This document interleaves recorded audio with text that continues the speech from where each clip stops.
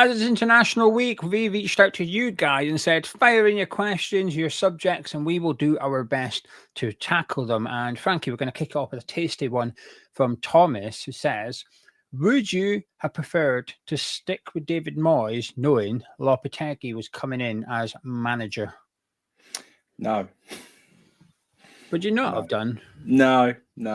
So if the option was Lopetegui or Moyes, you went with Lopetegui? Only because it was the unknown. We didn't know it was going to... Look, if you say... could word it slightly differently, couldn't we? Knowing what's happened afterwards is very different. But if you're saying, well, you wouldn't know what was coming with Lopetegui, don't forget, mate, there was still plenty of people who...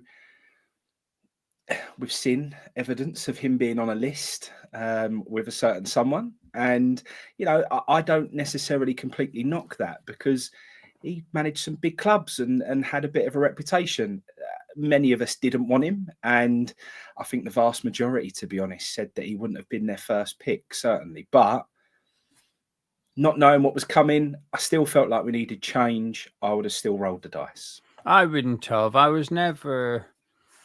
And I tried to stress at the time, I was never anyone but Moyes. I never ever got to that point because I always felt it could be worse. And I felt like Lopetegui was an example of that. I still want to change. I'm not pretending I didn't want change from Moyes. I did 100%. But I felt we were in a good place. And I felt Lopetegui was the type of guy almost like you bring in to replace Lopetegui, if that makes sense. Do you know, like in the season where we've employed someone else, it's not gone very well. We're in the bottom half of the Premier League. Right, we're going to sack him. Who's free and who's available? That's when Lopetegui's name comes up and he becomes a bit of an option. But I don't think so. In the summer, I don't think we were in that place. So, no, I would have stuck with Moyes. However, that was my opinion before appointing Lopetegui. But listen, we've all made mistakes with calls we make. I would have happily have seen Ruben Amorim come in, and he's not doing much at Old Trafford, is he, at the minute? So we suggested that call was a bad one. So you never really know how they're going to fit at your club. But Moyes for me. Right then, we've got one from Delhi who says, if you could take one player from each Premier League team from this season, who would you take? Interesting. Needs a bit of thinking through that one. Where are we going to start? Well, I was ready to say, let's do alphabetical order, but whenever I do that, I always miss a couple of teams out and I get to the point and I'm like, hang on, I've only got 18. I'm missing one or two here. Let's start with Arsenal, though. Let's quick fire it. Arsenal. Let's go this season. Arsenal. I'm probably going to go with a keeper. I'll take Raya. Declan Rice, I'd have. Geo, what's the... No, that's what we're missing. I think he's an excellent box-to-box midfielder. That's what we need. Right, I've got the league table loaded up, so we're now going to do it in order rather than alphabetical order. So Liverpool, I'm going to take Quansah. So out of everybody, are you trying to keep it real? Well, you can't be realistic. You just said David Ryan. That's not realistic. Are you going to alternate between realistic and... So it was, Gio. I saw him play for England the other night. I thought he did all right. And I'm trying to sort of think, who do we need right now? A young English centre-back. I'm all right with that. That'll do me. Alexis McAllister would be my pick. Nottingham Forest. Nottingham Forest, rhythm is a dancer, Anthony Elanga. I told you about in the beginning of this season that he's working blooming hard. I love his attitude at the moment and said he was going to have a big season, and he is. So, Murillo for me. I think Milenkovic has had the better season, but I think Murillo's possibly got the better potential. Chelsea.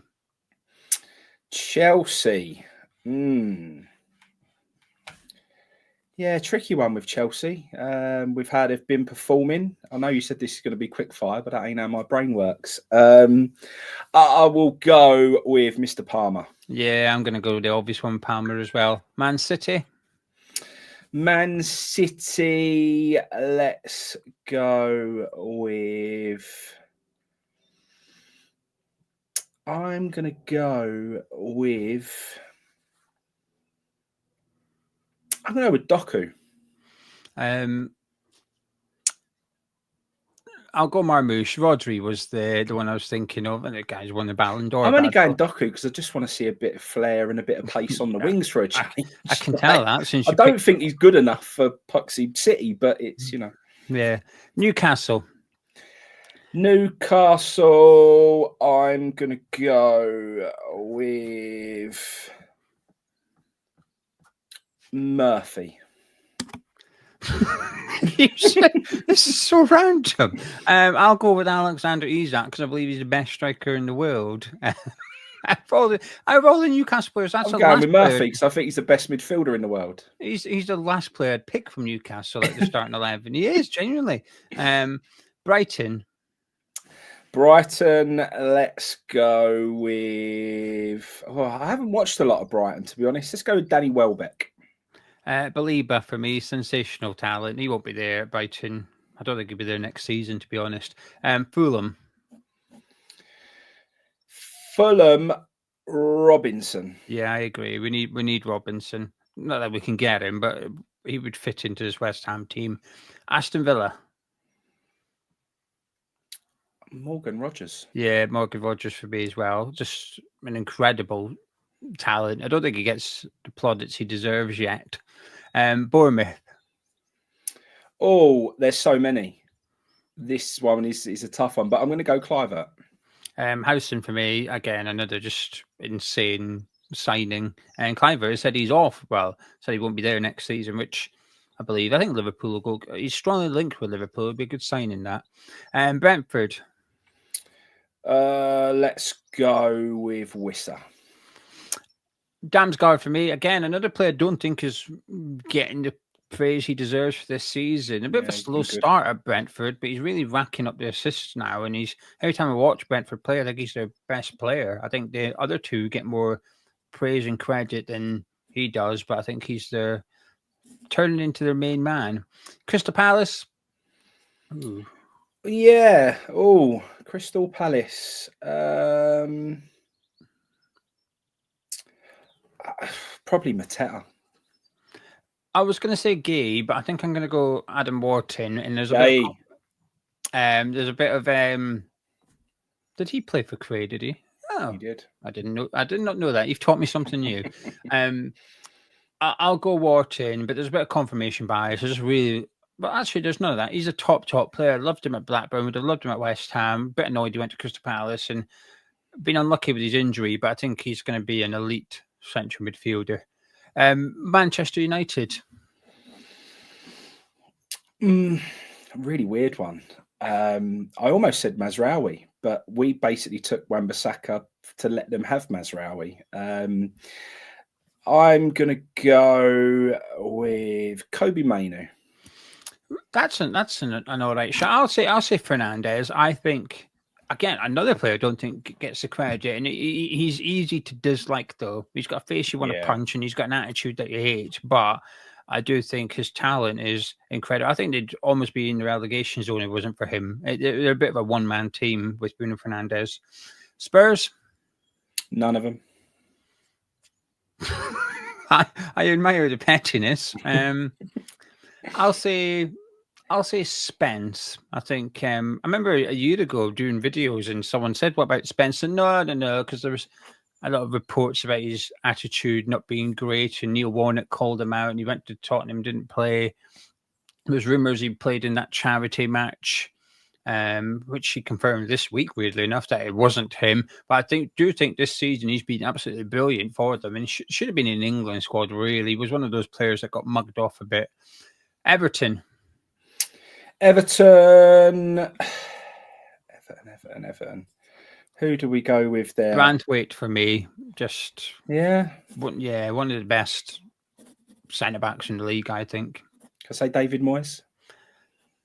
You're going to pick David Moyes. You're going for the manager, are you? Wolves. Let's go with who's the fella up top? Cunha. Yeah, Cunha.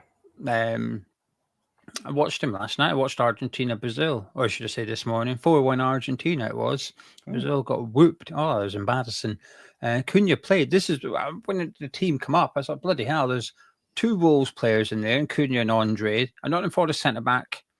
in Murillo, a Newcastle central midfielder in Joelinton. Yeah, there's quite a lot of Premier League players on display. And Argentina had Enzo Fernandez showing why he's a £100 million midfielder, even though he doesn't show at Chelsea or can't show at Chelsea. He does for Argentina. Martinez in goal. I think that was only Alexis McAllister, of course. Then there was a lot of ex-Premier League players as well, like Alvarez and Rafinha. It was a good game, just a spanking. Algo Cunha as well. Ipswich, we both picked the same one here. Go on, thank you. Leicester City. Oh, I'd struggle to even name a Leicester City player in form, to be honest with you. There's only two I would consider. Hermansen, the goalkeeper, and El Canous, because I think he'll go on to become a really good number 10 in the Premier League. Yeah. And then Southampton. I'm going to go Diblin. The £100 million man. Yeah. That's a price tag they slapped on him this week, I guess. But I agree, Diblin for me as well. Right then. So thank you for the questions, by the way. Some fun ones. We're going to alternate between West Ham and Fun. Hopefully you enjoyed that. Get involved in the comments as well. Let us know the players that you would pick from each squad. And while you're there, just want to point in the direction of today's video sponsors, Surfshark. Now, if you don't know why you require a VPN, let's try and bring in some real life examples. If you cover the keypad when you're typing in the PIN at your ATM, if you've got a PIN or face recognition on your phone, if you draw your curtains or blinds in Frankie's case at night, if you close the cubicle door when you're doing a poop in a public toilet, why do you do all these things? Because you want your privacy. You don't want people seeing what's going on. And that's what a VPN helps you do. It adds an extra layer of security. It works on public Wi-Fi as well. So if you're on the train or in a hotel, you connect to their Wi-Fi, the VPN is still active and it's still working, it's still helping keep your device safe. With Surfshark, you only need one account to cover unlimited devices, so cover your phone, your iPad, your computer, your kids' phones as well. You only sign up and you pay it once, get them all logged in on the Surfshark app to cover them too. We've got an offer for you here at Hamish Chat. 4 months free. Go to surfshark.com/Hamish Chat. Links in the description below. Get signed up and you will get 4 months free automatically. There's no code or anything. As long as you use the link in the description, it will automatically be applied. You've got 30 days to change your mind as well. So in the next 4 weeks, you think, I wish I never got that. That's all right. Log into your account, deactivate your account, and get your money back. You've got 30 days to do that. Surfshark.com/Hamish Chat. Right, Frankie, ready for some more questions? Let's go. Shin says, we often talk about next season. Where do you think and want the club to be in 10 years and possibly even 25 years' time? Oh, I think, have you watched the new Ballers League, Geo? No, I haven't. Influencer Football League. It's a shambles. I don't think I'd enjoy it, so I've not watched it. And also, I've watched a lot of international football this week, Frankie. I really have. Yeah. I've even watched England under 19s last night because Orford and Herrick, but I didn't think he'd come on. But I thought Orford might come on. He didn't. Bit disappointing, actually. They took Rigg off, who we've been linked to. He had scored, good game. So when he was going off, I was like, oh, central midfielder's going off. But they brought on Josh King of Fulham instead of Lewis Orford. So I watched the England under 19s, waiting to see Orford, and didn't see Orford. But I watched quite a lot of football in the last 7 days. Normally I've shut down a little bit on international break. I think it's because I'm trying to get the Scotland pumping out my system, trying to forget about it. Anyway, so no, I've not watched that but mockery of football. Oh, it's a mockery of football. When goalkeepers can't even save the ball with their hands or it's a penalty is very, very strange. Yeah, they've got weird new rules. Wait, that's a rule. You can't save with your hands. It's not at all times, but in certain moments of the game, the goalkeeper's not allowed to save with his hands. Oh, heaven forbid. I'm glad. It would make me angry watching it. But anyway, go on. It would actually, and it's a joke. But I'm concerned that after what you see modern day football becoming, when you see sort of accounts that are run by the youngsters on TikTok and stuff like that, and you look at how influencer, just basically how much the youngsters now watch influencers and buy into how they do things and what they do, it could very easily change the whole shape of the game, and football could look very, very different in 25 years' time. So that's my biggest concern. The beautiful game is the beautiful game for a reason. It doesn't need to be messed around with, Geo. It is perfect the way it is. And in fact, anytime anyone tries to stick their oar in and change a rule, change whatever, it just messes everything up. So, yeah, I'm hoping that football doesn't go down that route of, you know, changing to a very much more influencer driven sport. It's like they're focusing on getting viral content rather than viral content. And also, look, they're trying to go smaller pitch, more goals, more action. That's what they're going for. So it's more like constant events, constant happenings, constant whatever. And I guess that plays into the lack of attention span of the younger mind, Geo. We learn a lot about that from Google all the time. And I think the average human being's attention span now is 5 seconds. And I think a goldfish has 6 seconds. So our average attention span of human beings now is worse than a goldfish. It's mental. So, you know, and you see it when youngsters, I took my boys down to Cholton last weekend after our friendly, and mate, they can't sit and watch a game of football. You know, they're just not capable of it. So the fact that the games are shorter and there's goals sort of every minute, it sort of keeps them, or I think the idea is to keep them engaged. But yeah, I don't want to see that happen. Where would I want West Ham to be?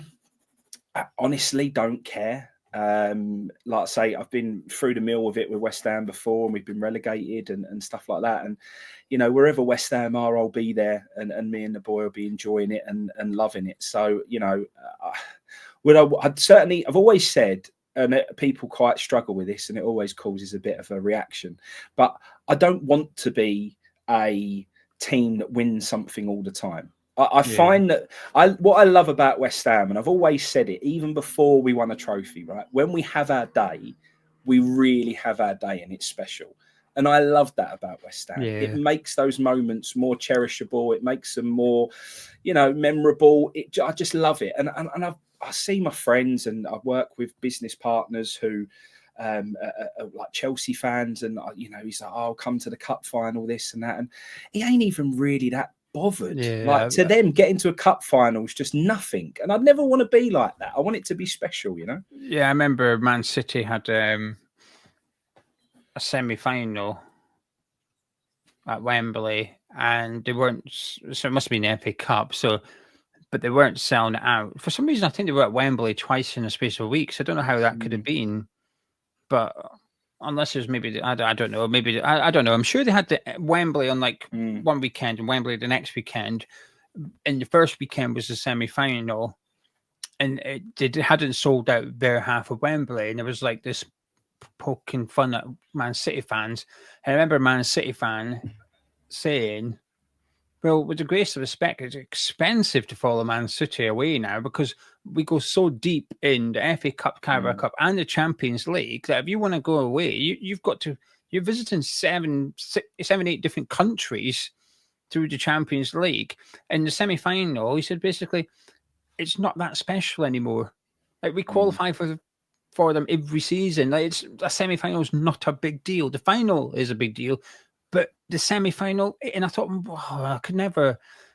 And he understood the point he was making. He was saying, yes, I know we're spoiled, but the reality is I can't afford to go to every single Man City games. I've got to pick and choose. And weirdly, the semi-final gets knocked off because there's more important ones to go to. And I thought, wow, imagine being like that. But he was aware of what he was saying. I completely agree with you, too, because I remember just this week, I seen a clip of Paul Scholes on the overlapping. And they were asking Lee from Newcastle Fan TV, should they build a statue of Eddie Howe after winning the Carabao Cup? And they were debating it seriously. And Scholes started laughing and said, hey, he's only won the Carabao Cup. So teams try to get knocked out of that competition. But he was mocking it. I thought, like, could you imagine? I would never want to be in the shoes where that was my genuine thought process of mocking a cup win. Like, to see how Newcastle are feeling about it, that's special. That's what you want. And like you said, you go too far the other way. So where do I want to see West Ham in 10, 25 years' time? New owners with a domestic cup win under the belt. That'd be brilliant. Ideally, the FA Cup. I'm not too fussy. I'll take the Carabao Cup. If we could win a domestic competition, new owners, and vast improvements to the London Stadium, I would be happy with that. And also I would add in a couple of players in the first team that have come through the academy. I have missed that. The gap between Ben Johnson, Declan Rice to Ollie Scarles. I didn't like it. This season was the first season of my lifetime. We've registered our Premier League squad and we've not had to register a player from the academy. And I find that as a failure. I look at that as a failure. So we could get away from that. That would be impressive. Mike is asking if we should have kept Moyes. We've answered that question earlier on. West Iron, here's one for you then. West Iron says, on a scale of 1 to 10, how annoying are the trolls / people who twist your words? 1. I couldn't care less. I couldn't care less. I'll say 2. Usually I don't really care, but sometimes I do think just do one. There was a bit to one on the forum channel we did earlier on in the week, and Mark had asked a question, which was like, are you not falling out of love with West Ham? But he was just saying he's not as interested as he used to be. He said, is anyone else feeling like this? So me and Gonzo discussed it. And I made a point that obviously this season we don't have European football. We've had a high for 3 years, and this season feels like a low. Someone said, oh, so when you're having a bad season, that's it, you don't care anymore. And I was like, fucking, like, are you stupid? Or are you just like, well, you must be stupid, really. There's no other way of picking. No one else picked it up like that except you, and stuff like that annoys me. So I think I left a comment of saying something like, "It's easier just to say you don't understand." But anyway, so I'll say 2 because sometimes I do nibble, but usually I'm all right with it. And he also said, "What is your general prediction for the remaining games of this dead rubber season?"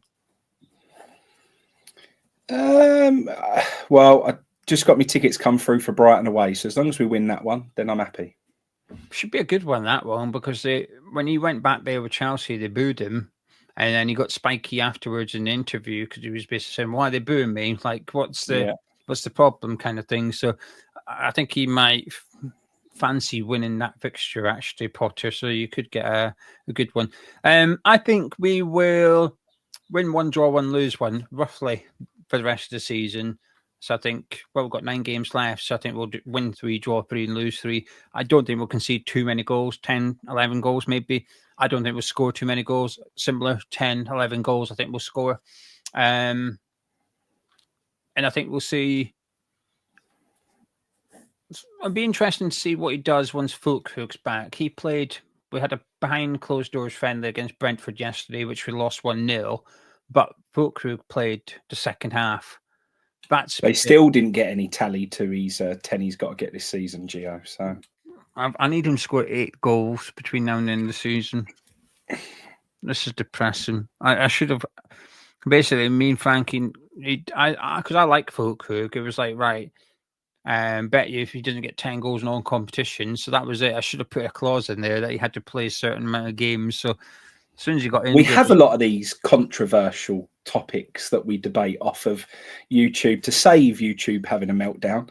But it'd be quite interesting for us to maybe do a little show on those. Maybe not for the world of YouTube, but maybe your Patreons, just to highlight some of the things that we discuss that we feel like, Yeah, we disagreed on Fulkrug. I thought he was a good striker. Frankie wasn't so sure, and that was our bet. We've got a fun one and a dirty one here from Matty, who also says it's a dirty question, right? Keep 1, sell 1, and erase 1 from memory. Noble, Rice, Moore. Keep, sell, and delete from memory. So Moore keep, Rice sell, because that's what we did, and we cashed in quite handsomely. Delete Rice from memory. And then I'm selling Rice and I'm deleting Mark Noble from memory.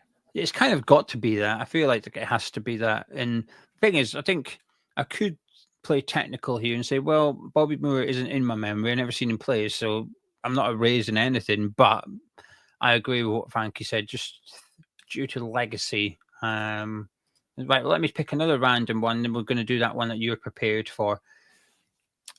Do you have this is one from Moyes Hussein, who says, what are your priority positions for the upcoming transfer window? I just have one really main one, which is striker. I just want to see us go and get a proper striker. That's striker midfield for me, like central midfielder. That's crucial. I think the striker is as well, but I think that midfield, I'll be really disappointed if we don't make a significant purchase for somebody in that area of the pitch. I think defensively we're looking okay. I think we're struggling offensively, but I do think a large part of the reason we're struggling is because of that transition from defense to attack. I think we've got players for the attack. We need some additions, but Bowen and Kudus and Paqueta, their creativity should be greater at the moment than what it is. So there's a reason for that. And I think a large part of it is getting the ball to them really in good positions and quickly so that they've got space to run into. I feel like a lot of the time they're picking the ball up, it's already quite congested and the opposition's already set in a defensive formation. So it's quite hard to pick holes in. And we've seen Bowen for England on Monday night. I thought he struggled. I don't think he had a good game. And it's not to say, before someone says, oh, Rashford, I'm not saying Rashford had a good game. I'm talking about Bowen only. I thought he struggled a bit. And I think he can do that sometimes when it's against a defence that's compact, sitting in on their 18-yarder. Can you break that defence down? What can you come up with creatively? And I think, under Potter, I think we're allowing defences to get back and get into their rest formation. And that's... especially when you see Eze come on and grab it by the scruff of the neck a little bit as well, Yeah, exactly, 100%. Quick one here from Dino. What's your favourite all-time West Ham jersey? He leaves a nice comment. He says, keep smashing it. Good. BAC Bukta 1991-92 was the one. That's the first one I ever remember, Geo. I remember coming out of the West Ham Stadium as a boy, first ever game going to, looking to the right-hand side, seeing that little cabin that they used to have sitting there, which was the club shop. And I remember seeing that kit hanging up and that. So that's my first memory. So it's got to be that one. And then the Pony Dagenham Motors 93-95, because that was Tony Cottee and, you remember that one. So that was I always have flashbacks to that first one because it was my first West Ham memory. But if I actually remember watching as a football team, I don't remember the matches or the players much until that sort of 93-95 season. And then up to Dr. Martins, mate. Anything post Dr. Martins is just like nothing for me. I've got two. The Filo Dr. Martins from 2000. Think Di Canio scoring the volley. That one. Yeah. Absolutely loved that one. I've got one. And the farewell bowling one, I did like that one. The last one at Upton Park. Yeah, it wasn't bad. I did like that. So that's probably my two favorite West Ham shirts. I've actually got. Should we do an unpackaging? I've got a bag here that's got some West Ham shirts in. Let's have a look. Let's see what we've got in here. So this one is funny enough, it's for a patron, but I haven't messaged a patron yet. A while ago, a patron said, can you get me a signed Dean Ashton shirt? And it's not signed, but what I have paid for is this shirt with Ashton on the back. So then good. I can get it signed. Dino's willing to sign it, so there's a patron could possibly be a way to acquire that one. I've got this one, which I don't particularly like the shirt itself. I've got this one here. Yeah. But it's on the back. There you go. So it's not for me. We'll be doing a giveaway at some point somewhere. And what else have we got in here? Got this one. Do you remember that one? I do remember that one, yeah. Signed by Matty. And last but not least, and this will be the favourite one, not necessarily the shirt itself. So the first ever shirt at the London Stadium, but signed by Ginger. Ginger Pele. Yeah, so there we go. There's some random West Ham jerseys coming out the bag. Right, Frankie, to round it up, we've got one question which you liked and you are prepared for. Don't worry if you put your questions in and answered it. We'll do another one and we'll tackle them because there's quite a few we did like, but I can't find it now. I know what I'm looking for. You know what I'm looking for. Oh, here we go. It's from John. What is your unconventional all-time 11 for whatever reason? You've done a little bit of prep. Talk I me through have. it. And What if you got? anyone wonders why I picked the players I did in the A to Z at the beginning, it may have had a lot to do with I was trying to come up with unconventional players for this squad just before we went live. So maybe I was thinking a bit out there. But I'm going Walker in goal because I don't think many would automatically pick him. And just for that Frank Lampard penalty save, it's such a memorable moment in my time of supporting West Ham. I've thrown Bernard Lamar in there as a bit of an honorary mention because I just think he was such a character. Do you know, like because I'm a couple of years younger than you. Do you know my only memory of Bernard Lamar was him as a Corinthian because he had a ponytail and he had trousers on. So that's like how I remember him. So yeah, he was a real character. He didn't play many games for us, No. obviously. That's not based on memories. It's just that he was just such a character, and just you didn't see players like that coming to West Ham at that point in time. It was quite different. So so that one, I'm going to go in defence. Rigobert Song. I just think the fact that he ended up becoming almost like a god in Turkey, where they literally like worshipped him like he was a king, was just completely mad and out there. I'm going Thomas Repka for obvious reasons. I think the Fulham moment, I still watch it back sometimes because the Anton Ferdinand swivel volley and then Repka in tears at the end when we're all singing Super Tom. I just thought it's quite a moment and shows you just how much West Ham can mean to people at times. Yeah. It's really nice. Sebastian Schemmel for the Old Trafford away, beating them 1-0 up there. Di Canio, let's all do the Barthez. Just again, an unbelievable memory. Named his restaurant after Upton Park as well. Yeah, just what a guy. Just loved him. Left back, Nigel Winterburn. Mainly Leeds away when we beat them up there and we was all singing "You'll Never Get Rio." Scored a header at the back post. That was just like an unbelievable time. I'm disappointed you haven't picked Christian Daly. That's when no way. No, that goal against Ipswich. No, thank you, mate. No, my only memory of Christian Daly was my dad shouting "you," rhyming slang for a Scottish person. Another word that shouldn't be said, and then the person in front of him sort of saying, "Well, can you calm down, mate, please? Like he ain't that bad." But I remember that like it was yesterday. But I didn't like him, mate. I didn't like him. Anyway, go on, hit me with your midfield. Joby McAnuff, we used to get the train to away days with his dad. We'd all be singing, boozing, partying. His dad would be on there, and we all used to sing that he only scores wonder goals. It's Joby McAnuff. So Joby McAnuff. I'm going to go for Trevor Sinclair in the midfield as well.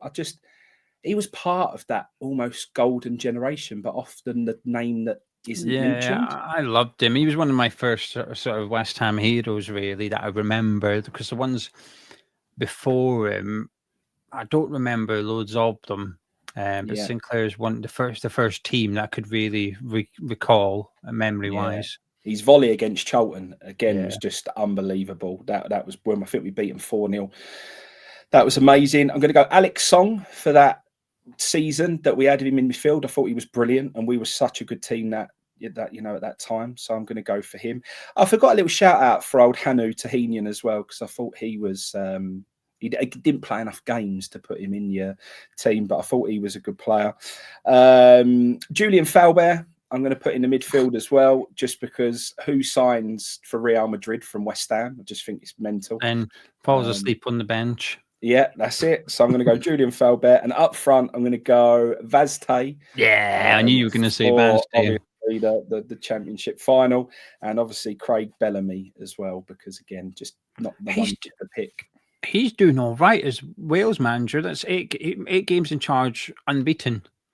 Yeah. They did score a 96-minute equaliser last night. However, they also conceded in like the 91st minute to make it 1-0. Whoever they were playing, North Macedonia, I think they were playing. Yeah, he's doing all right. He's earning a lot of plaudits for the way he handles himself. Because up until last night, he wore like a tracksuit on the touchline, and last night for the first time he wore a suit. And the reason he wore a suit was because there was a lot of people died in a nightclub earlier this month or a few weeks ago. Right. I'm sure it was North Macedonia, and they were having like a minute silence or whatever for them. So Bellamy wore a suit to pay respects, and it's touches like that I think can really set apart people. Like he used to come across like a lunatic as well. Yeah. And actually, there's been other moments where you watch him in podcasts and things, and actually, he's a really decent fella. So. He loved West Ham, he did as well. He's always spoke very highly of us since he left and about how he didn't want to leave and stuff like that. I absolutely loved Bellamy when he was at West Ham. Very underrated striker, I think, in terms of like Premier League legacy to some extent. A bit like Mark Viduka. Doesn't quite get the praise that he should do when you look back at the Premier League over the last, since it started. Anyway, anything else you'd like to add? If you had to have an unconventional manager, who would you go for? Is it Slav? No, I'm going to go. Pardon? No, I'm going Trevor Brooking because he made his cameos and was always fantastic when he had his cameos. There you go. Well, ladies and gentlemen, boys and girls, thank you very much for joining us. If you enjoyed this podcast, please drop a like on it. And if there's any questions you fancy answering yourself, get involved in the comments below. Let us know which player you have from each Premier League team. Let us know your unconventional West Ham 11, because that can be fun. Have you got any favourite West Ham shirts? Let us know. And what else did we answer? Moyes or Lopetegui? Which one would you prefer? And also, and finally, where do you see West Ham 10, 25 years' time? And also, what do you reckon for the rest of the season? Get involved in the comments. Myself and Frankie will be back later on to see what you're all saying and catch up with you all. But until then, catch you in a bit.